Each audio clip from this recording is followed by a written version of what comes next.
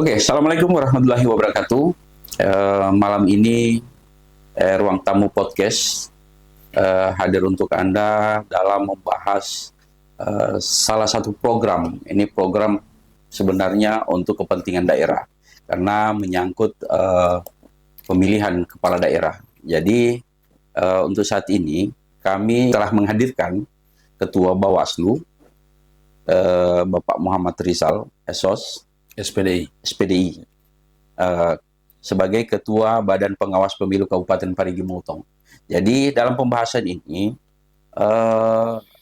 bagaimana kesiapan Bawaslu untuk mengatasi isu hoax jelang PSU Parigi Mutong. Jadi untuk itu Bapak Muhammad Rizal, Assalamualaikum Pak Ustadz. Waalaikumsalam warahmatullahi wabarakatuh. Ini kalau Ustadz ini karena bertepatan momen Ramadan ini. Iya, tapi paling tidak Ustadznya melekat. Walaupun Bapak sebagai Ketua Bawaslu. Ya. Tapi kalau untuk Ketua Bawaslu, kalau ditengahi oleh seorang Ustadz, pasti akan mengalir, Pak. Amin, amin. Insya Allah. Diterima saja, diterima. Insya Allah ke depannya dalam rangka PSU ini bisa aman-aman. Insya Allah. Karena Ketua Bawaslu-nya sendiri seorang Ustadz, tidak mungkin dia akan memihak. Bagaimana kira-kira itu Pak Ustadz? Ya, oke. Pak Ustadz, Pak Ketua, ya, soal kesiapan Bawaslu terkait pengawasan pada masa kampanye itu, pemungutan suara ulang pada 19 April nanti, kira-kira seperti apa itu polanya Bawaslu sendiri? Baik, terima kasih Pak Tommy selaku host di Ruang Tamu Podcast atau Podcast Ruang Tamu. Tentu pertama-tama saya menyapa pemirsa dulu. Ya, Assalamualaikum warahmatullahi wabarakatuh dan selamat malam. Salam sejahtera untuk kita sekalian, Om Santi Om. Ya, pertama-tama saya mengucapkan terima kasih ini Pak host, ya, Pak Tommy, sebagai produser daripada Podcast Ruang Tamu pada malam hari ini telah mengundang kami. Dan ini sangat berarti buat kami, yang dimana tentunya mampu dengan podcast ini adalah bagian daripada media untuk bisa kita mampu mempublikasikan segala bentuk fungsi, baik berupa kewajiban, tugas, kewenangan Bawaslu itu sendiri, khususnya Bawaslu Parigi Mutong. Saya kira itu penting. Nah, terkait dengan pertanyaan tadi, bagaimana mengatasi mengatasi daripada isu-isu hoax ya. Tadi? Soal kesiapan dulu. Oh, kesiapan. Jadi kalau soal kesiapan, saya berawal dari tentu ada tanggung jawab besar yang kemudian seluruh elemen harus berperan di sana, yaitu soal anggaran. Anggaran terkait dengan menindaklanjuti daripada amar putusan MK. Perkara nomor 75 sekian-sekian sehubungan dengan perintah pelaksanaan PSU di Parigi Mutong. Nah, untuk Bawaslu itu sendiri, tentu saya harus menyampaikan di publik bentuk transparan dan tanggung jawab kita, bahwa di mana setelah daripada naskah hibah yang diberikan oleh Pemda kepada Bawaslu untuk Pilkada 2024 kemarin 27 November 2024, kurang lebih sejumlah 18 M. Bawaslu itu masih menyisahkan itu 2 miliar lebih. 2 M lebih. Ya, sehingga kemudian saat ini dengan beberapa tahapan yang kemudian menjadi sebuah agenda-agenda utama di dalam pelaksanaan PSU itu sendiri yang dilaksanakan oleh penyelenggara teknis dalam hal ini KPU, tentu mau tidak mau kita akan telah melakukan beberapa kali rapat koordinasi dengan baik dengan pihak Pemda, yang dimana alhamdulillah Pemda juga mampu mensupport, walau pada prinsipnya macam saya bilang tadi ada beberapa elemen itu Pak Tommy. Jadi kami sudah punya silva, kemudian ada support dari provinsi, sehingga kemudian Pemda hanya untuk Bawaslu itu kurang lebih sejumlah atau senilai 1 M yang menjadi tanggung jawabnya. Ya, tapi namun diakumulasi itu kurang lebih 6,7 M. Karena support dari provinsi itu kurang lebih 3,6 ya, 3,6. Jadi 3,6 tambah 2 kami punya silva ditambah dengan Pemda. Itu sudah cukup dirampingkan itu. sudah cukup kami rampingkan dengan beberapa beragam daripada item-item yang kami kurangi, dilihat urgensinya, tingkat urgensinya terkait dengan fungsi kami sebagai pengawas. Yang tadinya memang kami mengajukan kurang lebih 7, tapi sudah melakukan perampingan melalui beberapa kali review, bahkan sampai review tingkat nasional yang saya baru tiba tadi pagi dari Jakarta. Saya kira ini juga yang menjadi harus saya publis, saya sampaikan kepada para pemirsa sekaligus warga masyarakat Parigi Motong, Pak Tommy. Nah, itu terkait dengan kesiapan yang pertama. Karena memang pada prinsipnya pilkada ini atau pemilu itu sendiri hanya 3 saja sebenarnya tahapan yang secara general dipahami. Persiapan, kemudian penyelenggaraan, kemudian ketiga penyelesaian. Nah, itu kita katakan persiapan. Kemudian kedua, persiapan kami itu setelah adanya putusan MK kemarin tanggal 24 Februari Februari, itu di tanggal kemarin 12 sampai dengan 14 Maret, kami telah mengaktifkan jajaran kami di tingkat kecamatan, baik Panwascam sebanyak 69 orang, kemudian sekretariatnya, itu satu sekretariat itu dari kepala sekretariat, kemudian keuangan atau bendahara sampai pada stafnya itu kurang lebih 8 orang. Jadi kalau dikali dengan 23 kecamatan itu kurang lebih berapa ya? Kalau 23 kali 8 kurang lebih 100, lebih hampir 200 atau 100 lebihan. Kemudian kedua, kami juga telah mengaktifkan jajaran kami di tingkat desa sejumlah 283 desa itu, Pak Tommy. Jadi 283 desa. Adapun kalau pengawas TPS itu kan nanti dia punya prasyarat khusus itu. Dia 23 hari sebelum pelaksanaan pungut hitung dan setelah 7 hari setelah pungut hitung. Jadi kalau tanggal 19 kita hitung mundur 23 hari itu baru ada pembentukan pengawas TPS. Namun yang hari ini persiapan kami telah mengaktifkan seluruh jajaran pengawas. Itu dari sisi kelembagaan. Berarti tidak ada perekrutan kembali. Tidak ada perekrutan kembali, tidak ada. Jadi dia sifatnya pengaktifan kembali melalui metode evaluasi. Jadi evaluasi yang di sini Pak Tommy, Pak Hos, dia ada 2 metodenya. Pertamanya kita melihat apakah masih bersedia atau tidak. Kemudian kedua, masih memenuhi syarat atau tidak. Memenuhi syarat ini tentu dia jangan sampai sudah umpamanya, dan memang ada beberapa, baik di Panwascam maupun di pengawas desa yang telah kami aktifkan, di mana ada yang sudah terlibat dalam penugasan sebagai aparatur desa. Ada juga yang memang tidak bersedia karena ada sakit. Ada juga yang mungkin sudah pindah domisili karena sudah cari kerja di daerah lain. Jadi ini yang menjadi perhatian kami. Nah, kemudian saat kami melakukan penggantian dalam hal pengaktifan itu, kami tidak rekrut baru dalam hal pembentukan seperti yang sebelum-sebelumnya itu. Ada pengumuman, ya kan? Kemudian lagi ada tahapan-tahapan. Tapi kami ada namanya kerjasama dengan beberapa lembaga terkait. Nah, lembaga terkait ini yang ada di wilayah masing-masing. Nanti mereka setelah kami melakukan komunikasi dengan lembaga terkait, mereka yang kemudian mengusulkan kepada siapa yang kemudian bisa menjadikan direkrut. Karena memang range waktu yang kemudian membatasi kita ini. Tapi sepanjang pengusulan daripada lembaga terkait itu, adanya kerjasama tadi itu tetap mengacu pada pedoman, apakah masih memenuhi syarat atau tidak. Ya, itu saya kira begitu. Jadi untuk yang kedua lagi, Pak Ketua. Jadi bagaimana Bawaslu mengatasi isu hoax? Karena isu hoax ini memang betul-betul yang berpotensi merugikan kandidat. Tadi pertama apa tadi? Soal kesiapan. Kesiapan. Jadi ini dalam pelaksanaan ini kan sudah banyak yang menyebar isu-isu itu. Saya minum Pak Tommy. Iya. Atau tidak untuk Kenapa, Bang? Kita break saja dulu. Lanjut. Kita lanjut saja. Iya. Jadi untuk itu kan santai ini. Jadi bagaimana kira-kira Bawaslu mengatasi isu-isu itu yang sudah tersebar? Sebelum saya juga kembali saya tambahkan tadi terkait persiapan, tentu saya harus sampaikan di mata publik sebagai bahan evaluasi masyarakat terhadap kinerja-kinerja kami di Bawaslu.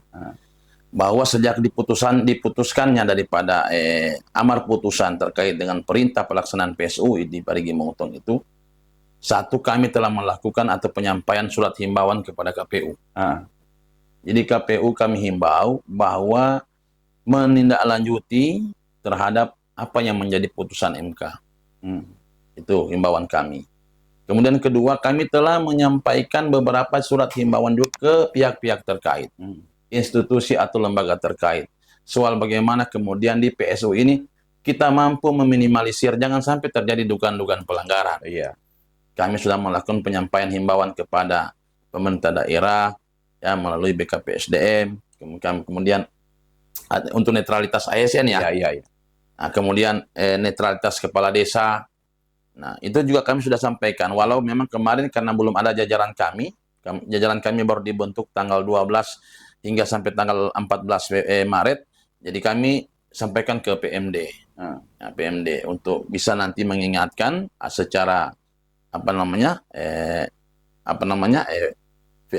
vertikal ya, gitu. Ke bawah, ya, dari atas ke bawah, itu kemudian menyampaikan terkait netralitas aparatur desa, Kades, termasuk TNI Polri, kami juga sampaikan himbauan-himbauan itu. Jadi bahkan sampai saat ini sudah kurang lebih ada 2 atau 3 himbauan yang kami sampaikan ke KPU terkait dengan pelaksanaan tahapan. Ya, salah satunya kan kemarin sudah terlewatkan tahapan pencalonan itu, Tommy, kan, sampai pada perpanjangan saat itu. Jadi pencalonan 8 sampai 10 Maret, kemudian diperpanjang 14 sampai 16 Maret. Itu kami sampaikan himbauan. Himbauan ini terkait dengan saling mengingatkan di antara kita penyelenggara biar tidak lalai di dalam dan perlu dengan ketelitian dalam menjalankan prosedur. Jadi untuk itu, untuk lanjut ke pembahasan berikutnya, jadi kita break dulu, kita break sejenak.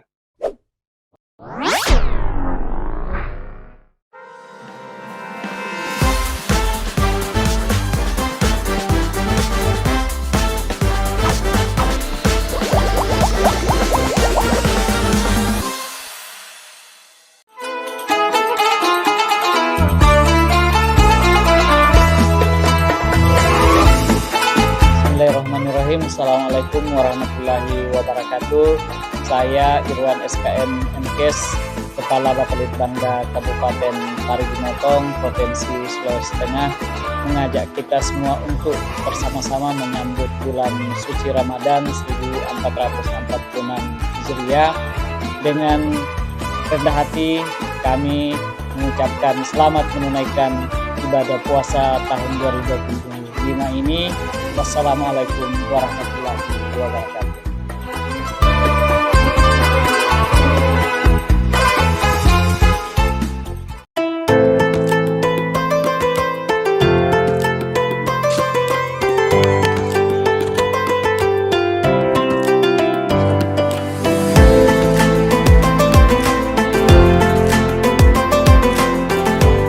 Assalamualaikum warahmatullahi wabarakatuh.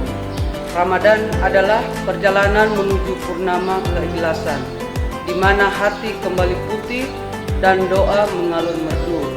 Di pintu ampunan yang terbuka lebar ini, saya haturkan maaf atas segala salah, baik lisan maupun sikap yang pernah meninggalkan bekas di hati.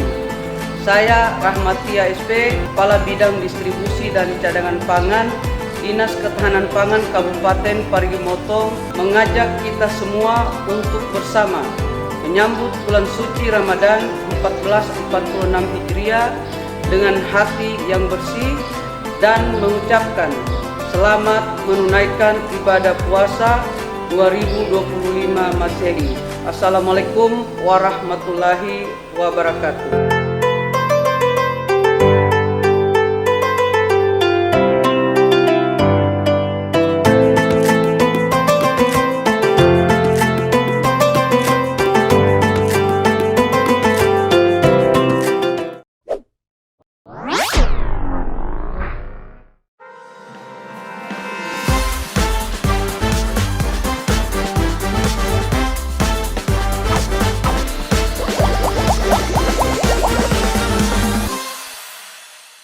Oke, untuk pertanyaan kedua. Ya. Jadi ini masih mumpung masih ada kesempatannya Pak Ketua Bawaslu untuk menjelaskan dan memberikan edukasi kepada seluruh masyarakat yang ada di Parigi Motong. Jadi saya mau tanyakan kembali ke Pak Ketua soal bagaimana Bawaslu mengatasi isu hoax itu.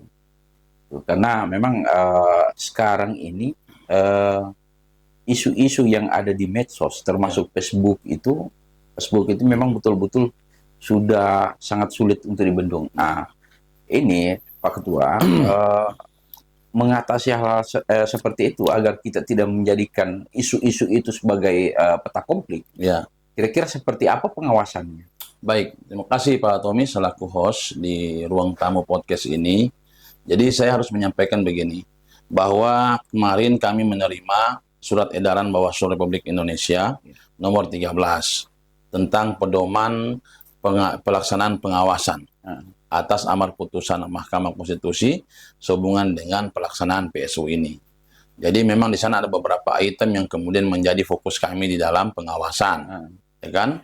Ya tentu saya harus juga sampaikan kepada warga masyarakat Parigi Motong pengawasan kami tentunya pertama bagaimana mengawasi pemilih. Pemilih dalam tanda petik, kalau mungkin Pak Tommy selaku host dan teman-teman bahkan khalayak publik juga telah membaca amar putusan bahwa di sana terkait dengan pemilih itu berdasarkan daftar pemilih tetap, daftar pemilih tambahan dan daftar pemilih pindahan pada tanggal 27 November 2024. Artinya daftar pemilih itu atau pengguna hak pilih itu yang dipakai.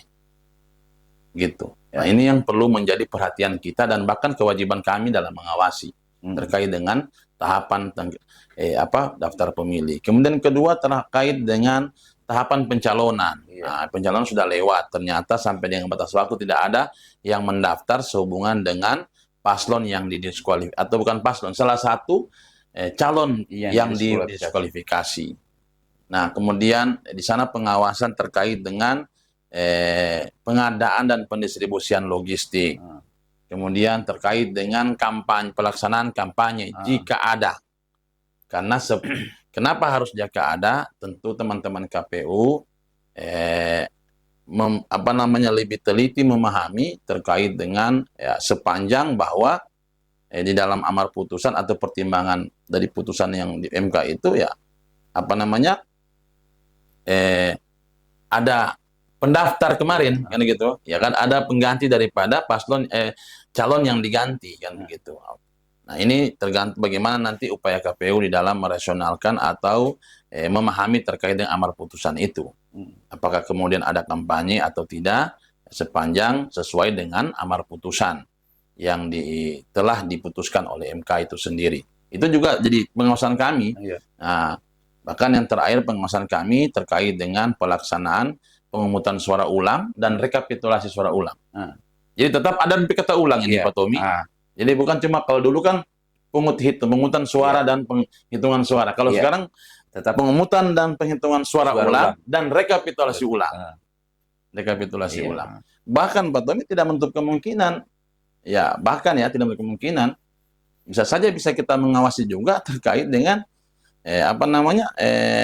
PSU di TPS. Pengungutan suara ulang di TPS. Di TPS ya. Karena bisa saja di sana ada kesalahan atau dugaan pelanggaran administratif terkait dengan yang menggunakan hak pilih lebih dari lebih dari satu orang, yang kemudian bisa menjadi yang tidak terdaftar dalam DPT atau berdasarkan tadi itu daftar pemilih tambahan tadi itu. Nah, ini hal menjadi perlu kehati-hatian kita, sehingga kenapa kemudian kita juga di jajaran kami tentu harus ada peningkatan atau penguatan sumber daya manusia. Itulah yang kemudian bagian daripada fungsi kenapa harus dianggarkan. Karena tidak mungkin orang bekerja ibaratnya di kegelapan, tidak ada pengetahuan atau pengalaman yang di sana Nah, terkait isu hoax atau saya kira ini kalau kita mau bicara saat ini saat ini belum ada paslon. Belum ada paslon. Ya, ini dari kacamata Bawaslu ya. Iya. Dari kacamata Bawaslu. paslon nanti pasangan calon nanti penetapan pasangan calon untuk PSU ini nanti ditetapkan tanggal 23 Maret. 23 Maret ya. Kalau hari ini berarti belum ada pasangan calon.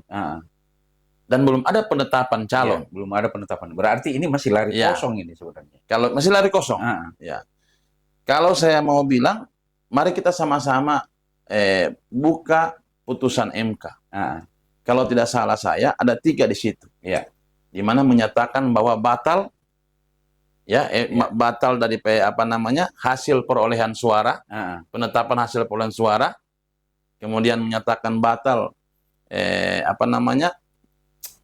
surat keputusan KPU terkait dengan penetapan pasangan calon, dan menyatakan batal terkait dengan nomor urut pasangan calon. Itu kalau tidak salah ya minta maaf kalau saya salah, tapi kurang lebih ada 3 itu. Ada 3 poin memang. Putusan MK. Nah, ini yang menjadi perhatian teman-teman KPU. Ya. Sehingga kemudian kalau kita bicara isu-isu hoax, kalau Bawaslu punya kacamata, ya tentu melihat di mana ranah-ranah atau batasan-batasan Bawaslu untuk melakukan sesuai dengan tugas, kewajiban, dan kewenangannya. Kalau kemudian ada perang-perang media sosial terkait isu hoax, ya saya kira kembali kepada individu atau person itu sendiri agar bisa menahan diri. Karena ketika juga mau dilapor ke Bawaslu, ya kan tentu Bawaslu juga ya tidak serta-merta menolak, tetapi akan mengkaji. Akan mengkaji, ya kan, akan melihat, akan mempelajari dulu. Tidak langsung, maaf saya, tidak langsung bilang oh ini pelanggaran. Tidak seperti itu. Akan mengkaji, akan mempelajari, akan memahami dulu, ya kan? Apa isi laporan. Kemudian si pelapor juga akan menyesuaikan aturan atau pasal mana yang dilanggar. Kan begitu. Itu kalau dalam istilah kami ada salah satu uraian di mana namanya uraian peristiwa. Jadi ada syarat material namanya. Syarat material di dalam laporan itu. Berarti kalau untuk saat ini, berarti kalau pelapor itu dia tidak membawa nomor urut, hanya membawa nama paslon itu. Berarti karena posisi saat ini kan berarti semua kandidat ini belum memiliki nomor urut. Kalau melihat, ya maaf ya, saya tidak bilang ya atau tidak. Kalau memahami daripada putusan MK. Putusan MK. Makanya itu yang kita perlu sampaikan ke masyarakat Parigi Motong, bahwa semua kandidat itu sesuai dengan putusan MK, dia harus mengambil nomor urut kembali berarti. Ini kalau kami melihat dari sisi efisien juga kan dari teman-teman KPU kan seperti itu. Atau tergantung bagaimana KPU menindaklanjuti putusan MK itu sendiri. Saya kira itu yang penting. Jadi kembali kepada KPU sebagai mitra atau teman penyelenggara teknis. Apakah kemudian dia akan melakukan pengundian kembali? Ini tergantung dari KPU. Saya kira teman-teman KPU juga kan tidak akan ceroboh atau tidak akan berspekulasi di dalam mengambil sebuah tindakan. Tentu akan melakukan koordinasi atau konsultasi ke satu tingkat atau ke pusat, baik ke KPU provinsi maupun KPU RI. Saya kira itu yang terpenting. Jadi terkait dengan apakah akan diundi kembali atau tidak, itu kan KPU punya keputusan yang kita akan tunggu kan begitu. Tapi kalau saya bilang tadi, memahami daripada amar putusan daripada MK. Saya kira begitu Pak Tony. Andai kalau tidak dilakukan pengundian kembali, apakah tidak ada kesalahan yang dibuat oleh KPU? Nanti kita lihat lagi. Nanti kita lihat Pak Tommy, apakah memang itu bagian daripada sesuatu yang kemudian menjadi sebuah keputusan secara berjenjang RI, KPU RI, provinsi atau KPU daerah Kabupaten Parigi Motong, atau hanya inisiatif KPU Kabupaten Parigi Motong. Nah, di situ nanti kita akan melihat yang kemudian kita kan punya kewenangan di sana, bukan kewenangan ya, ada kewajiban kami ya, di samping himbauan namanya saran perbaikan. Jadi ketika ada hal-hal yang kemudian mengarah pada dugaan pelanggaran sebagai bentuk daripada mitigasi atau preventif, mencegah daripada hal yang jangan sampai salah ya, sebagai penyelenggara tentu kita akan saling mengingatkan melalui tadi himbauan, saran perbaikan ya, sebelum menjadi sebuah pelanggaran. Saya kira itu yang penting. Jadi isu-isu hoax ini saya kembalikan kepada masyarakat agar bisa menahan diri. Ya, jangan sampai terjadi hal-hal yang tidak diinginkan di daerah kita. Saya kira menjaga kondisivitas daripada daerah kita biar aman, tentram itu kan lebih baik kita kedepankan. Semangat itu yang kita kedepankan. Saya kira itu yang. Kalau untuk saat ini kira-kira Bawaslu sudah menerima laporan-laporan, ada sudah masuk ya laporan soal isu-isu yang masuk di media sosial itu. Ada kira-kira laporannya itu? Kalau laporan itu ada. Jadi di Bawaslu saat ini sudah cuma nanti kan kalau untuk ada kan kami itu kan ada divisi kan, ada divisi. Jadi membidangi terkait dengan penanganan pelanggaran atau penindakan itu ada divisinya, ada anggota komisioner Bawaslu yang bidangnya. Nah, di sana kalau tidak salah kemarin ada dua masuk ya. Sekarang sementara berproses. Sementara berproses. Saya kira saya belum bisa terlalu jauh untuk menyampaikan karena ini hal-hal privat juga terkait dengan siapa pelapor atau siapa yang dilapor. Saya kira itu yang penting. Kalau langkah-langkah Bawaslu sendiri untuk melakukan pencegahan itu ada tidak memang salah satu kayak Pak Ketua bilang tadi sudah ada yang dibuat dalam satu wadah itu untuk pengawasan. Kalau pengawasan kita sudah buat pengawasan. Jadi kalau pengawasan untuk bekerja sama dengan wadah atau paguyuban atau lembaga-lembaga terkait, saya kira ini kan sudah mengalir dari kemarin. Ya kan ada MOU dengan ormas, dengan lembaga kepemudaan. Karena kan kenapa semangat kami mengedepankan kerjasama ya di dalam pengawasan? Karena tagline kami itu bersama rakyat awasi pemilu. Artinya pengawasan ini butuh keterlibatan masyarakat juga. Sehingga istilah kami itu ada namanya pengawasan partisipatif. Jadi pengawasan yang melibatkan orang banyak. Nah, paling tidak masyarakat ini di tingkat bawah, baik lembaga terkait ataupun elemen masyarakat atau tadi dibilang tadi itu wadah-wadah atau lembaga-lembaga kecil ini kan bisa jadi mata dan telinga Bawaslu saya kira. Agar jangan sungkan melapor. Cuma melapor secara prosedur. Tidak bersifat hanya telepon, karena kalau berbuat telepon, itu namanya informasi biasa atau informasi awal. Jadi itu tentu tanggung jawab kami atau kewajiban kami untuk menelusuri atau melakukan investigasi. Tapi agak repot di situ, pintu-pintu masuknya repot karena mau cari orang, siapa mau ngaku, kan begitu, Pak Tommy, siapa mau ngaku. Tapi kita lakukan itu penelusuran. Biasanya kan ada orang baik by telepon maupun by WA kirim, oh ini sini. Jadi kami coba cari tahu, ini di posisi wilayah mana, ini contoh saja. Oh wilayah sini. Peristiwanya apa, bla bla, kapan kejadiannya, bla bla, sekian. Nah, kami telepon sudah jajaran kami di tingkat bawah, coba telusuri dulu ini. Nah, kalau mudah dalam perjalanan itu, ya sebelum 7 hari, ya kami bisa tindaki, jadikan temuan. Tapi kalau sampai 7 hari bahkan sudah lebih, kami bisa hentikan. Karena keterpenuhan syarat formil material tidak terpenuhi kan tidak bisa kita dengan mudah menjustis orang bersalah. Saya kira itu yang penting. Iya, jadi untuk statement terakhir dari Pak Ketua, nanti kita tahan dulu setelah pariwaras berikut ini.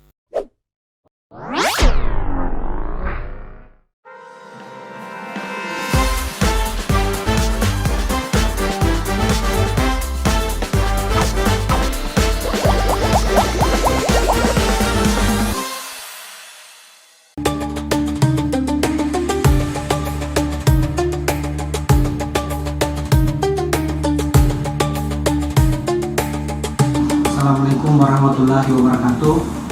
Marhaban ya Ramadan. Bulan mulia telah datang membawa lentera cahaya yang menyapu gelapnya dosa. Sebelum fajar pertama Ramadan menyapa, izinkan saya mengulurkan tangan seraya memohon maaf atas segala luka yang mungkin pernah tergores oleh ucap dan sikap. Saya Muhammad Zubair selaku Kepala Bidang Sumber Daya Air Dinas Pekerjaan Umum Penataan Ruang dan Pertanahan Kabupaten Parigi Motong mengajak kita semua untuk bersama-sama menyambut bulan suci Ramadan 1446 Hijriah dengan hati yang bersih dan mengucapkan selamat menunaikan ibadah puasa tahun 2025 Masehi. Wassalamualaikum warahmatullahi wabarakatuh.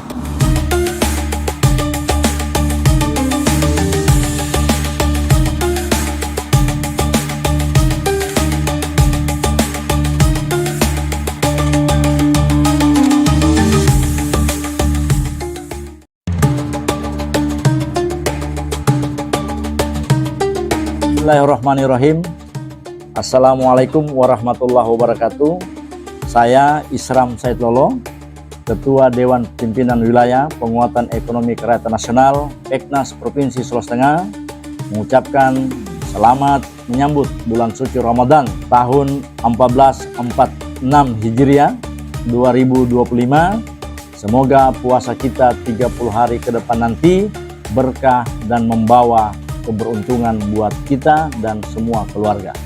Harapan saya, puasa kita laksanakan benar-benar secara totalitas dengan memuasakan mata kita, dengan memuasakan telinga kita dari informasi-informasi yang negatif, dan dengan memuasakan hati kita dari hal-hal yang negatif. Terima kasih. Wassalamualaikum warahmatullahi wabarakatuh.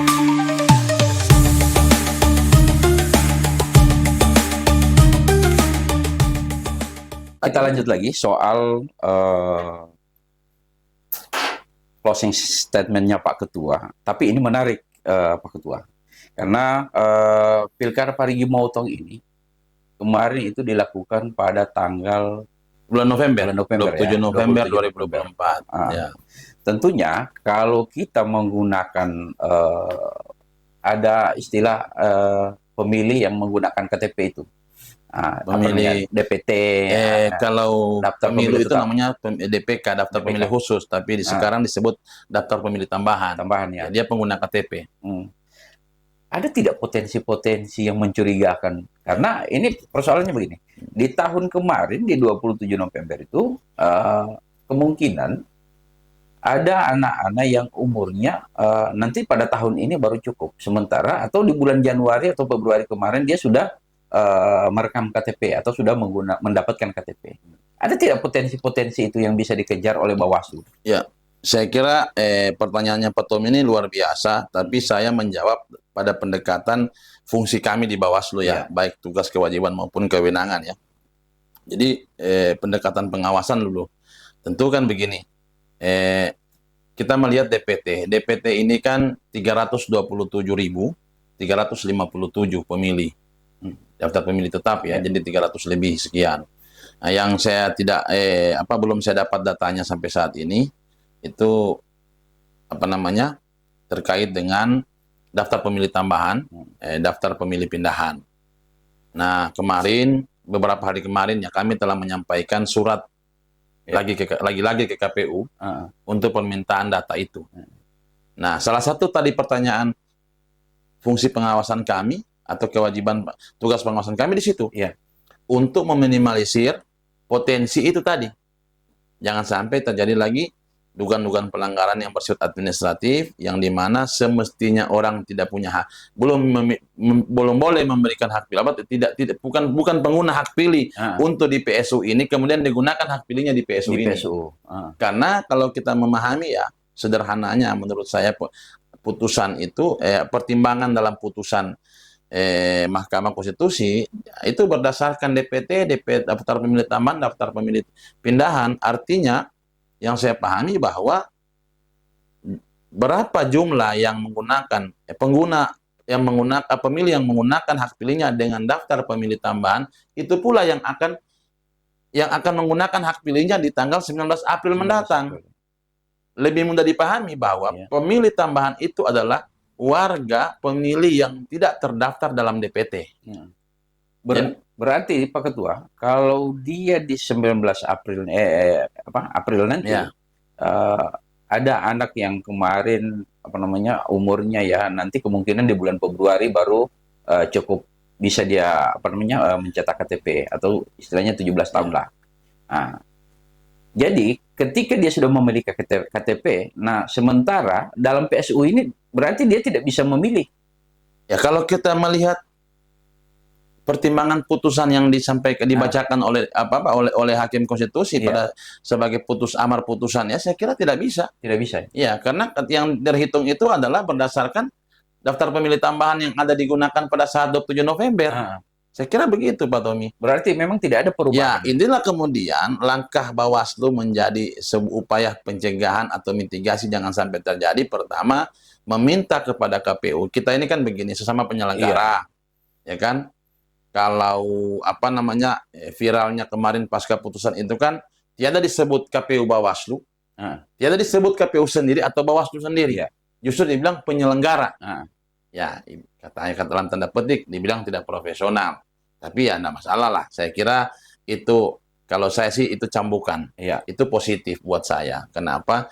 Mari kita evaluasi atau muhasabah untuk bagaimana yang dianggap salah sebelumnya jadi bahan perbaikan ke depan untuk 19 April.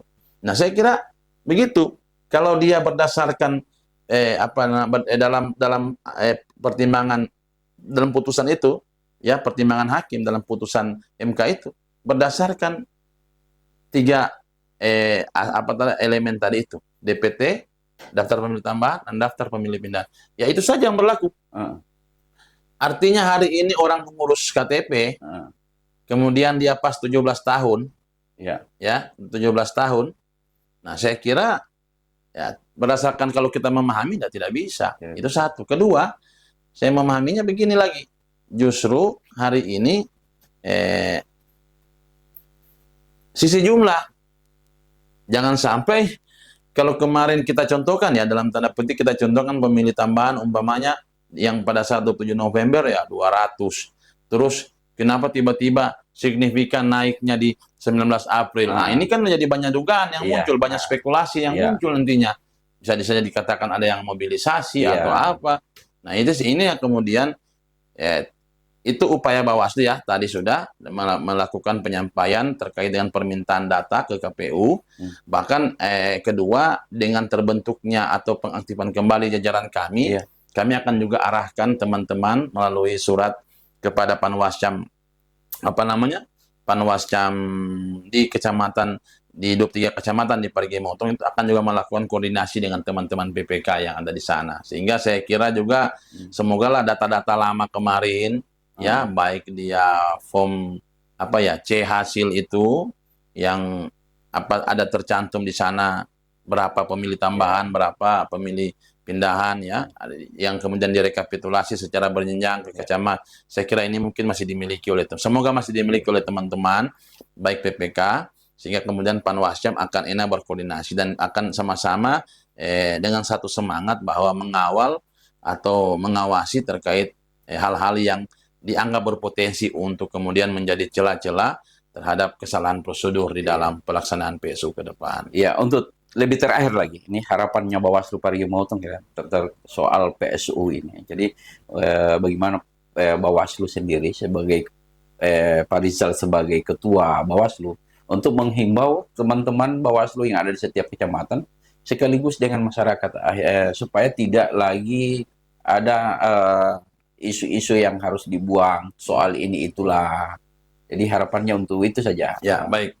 Saya kira terima kasih Pak Tommy. Kalau ini bagian daripada closing statement saya, ya tentu harapannya pertama teman-teman jajaran Panwascam, ya pengawas desa, bahkan sampai nanti pengawas TPS yang akan kami bentuk 23 hari sebelum hari pemungutan suara. Saya kira kami akan tetap juga melakukan peningkatan atau penguatan kelembagaan atau sumber daya manusia, walau dengan keterbatasan anggaran kami akan melalui Zoom ya, via link Zoom atau Zoom meeting ya, atau juga mungkin akan melakukan supervisi atau monitoring langsung terkait dengan capaian-capaian kinerja mereka yang akan mereka lakukan, sehingga kemudian di dalam pengawasan secara berjenjang, yang dimana pengawasan itu sudah diatur dengan beberapa tahapan yang berdasarkan amar putusan. Saya kira ini juga akan terkontrol bagus, ya kan? Akan terkontrol bagus, yang kemudian jangan sampai penyelenggara itu sendiri kemudian yang apa namanya, kebablasan di dalam melakukan sebuah tindakan, sehingga perlu kami akan turun ya. Pertama, peningkatan itu sumber daya manusia atau penguatan kelembagaan, kemudian kami akan turun melakukan supervisi, monitoring. Saya kira ini penting, dan saya juga menyampaikan kepada masyarakat halayak ya, warga Parigi Motong, kami tetap akan membuka posko-posko aduan terkait dengan dugaan-dugaan pelanggaran. Dan yang terpenting adalah saya kira melalui podcast Ruang Tamu ya, sebagai himbauan juga ya dalam closing statement ini, saya berharap bahwa pertama, mari kita dengan semangat menjaga kondisivitas daripada daerah kita ini kan. Saya kira adapun kandidat atau figur pasangan calon yang akan kembali berkontestasi di pelaksanaan pemungutan suara ulang ini adalah apa namanya, putra-putra Parigi Motong semua. Saya kira pilihan itu adalah hak pribadi ya kan. Saya kira itu menjadi tidak tanpa ada intervensi dari pihak lain. Kemudian apa namanya, mari kita apa namanya, menahan diri kan, menahan diri, kita coba untuk menahan diri bagaimana apa namanya, tidak ada politik identitas ya, tidak ada sebar berita hoax, fitnah, adu domba ya kan. Saya kira ini penting, baik sekarang ini yang sebelum ditetapkannya paslon maupun sudah akan ditetapkannya paslon, pasangan calon. Karena biar bagaimanapun Bawaslu juga akan menindaki berdasarkan kewajiban dan kewenangannya yang diatur dalam peraturan perundang-undangan. Hari ini belum ada paslon. Ya, walau ya macam tadi ditanyakan ada laporan masuk, memang ada laporan masuk. Ada laporan masuk, 2 laporan masuk ya, yang sementara kami proses kami proses, tapi kami akan coba memahami, coba mempelajari kembali ya kan, terkait dengan dugaan pelanggaran mana yang dilaporkan seperti itu. Saya kira ini yang menjadi untuk itu sekali lagi, untuk warga masyarakat Parigi Motong, kita sayang, kita beda era. Jadi kalau bisa kita sama-sama menahan diri. Sesungguhnya pasti akan apa namanya, ada hikmah lah di balik, hikmah baik lah di balik PSU ini, dan kita akan selalu bersama-sama dengan semangat mari menutup celah untuk tidak ada PSUU. Ya kan? PSUU. Jadi suara ulang-ulang. Saya kira ini penting. Jadi kenapa tadi dari awal saya bilang ini peran semua elemen, ya kan? Peran elemen. Dan kalau seperti kita tidak menahan diri, ya tentu maka saling mencari kesalahan, saling mencari apa namanya, celah-celah itu tadi ya, itu yang kemudian tidak, kita ini ya namanya manusia lah. Saya kira ini menjadi terlepas memang ada aturan, ada payung hukum yang saya kira kita sama-sama harus menjalaninya. Saya kira seperti itu. Oke. Jadi untuk itu teman-teman Ruang Tamu Podcast, jadi dalam closing statement itu memang perlu sebagai ketua Bawaslu menyampaikan hal tersebut karena menjadi kewenangan mereka. Jadi kalau kami di Ruang Tamu Podcast ini hanya memberikan ruang untuk agar semua penyelenggara KPU maupun Bawaslu itu memberikan informasi-informasi yang valid ke masyarakat. Jadi harapannya Pak Ketua tidak hanya sekali lagi datang, tapi ya kemungkinan barangkali sepanjang diundang. Saya ini undangan resmi begini, yang luar biasa penghargaan yang Bawaslu ini, Pak. Karena kita menyiapkan wadah ini untuk bagaimana teman-teman di wilayah utara maupun selatan yang belum paham soal aturan-aturan, nanti pada episode berikutnya barangkali ada penyampaian dari Bawaslu itu sendiri soal tahapan-tahapan. Jadi untuk itu Pak Ketua Bawaslu, terima kasih. Terima kasih Pak Tommy sudah luar biasa mengundang ini. Alhamdulillah. Walaupun podcast Ruang Tamu Podcast ini baru kita bentuk, saya kira ini luar biasa karena ini bagian daripada tugas kami untuk mempublis kinerja-kinerja kami. Ya, jadi insya Allah semakin solid. Ya, insya Allah kami tetap solid, solid di lembaga dan solid bersama media. Iya, insya Allah. Ya, oke. Untuk itu kami dari Ruang Tamu Podcast bersama kru undur diri dulu. nanti akan ketemu di seri-seri berikutnya. Oke, wassalamualaikum warahmatullahi wabarakatuh.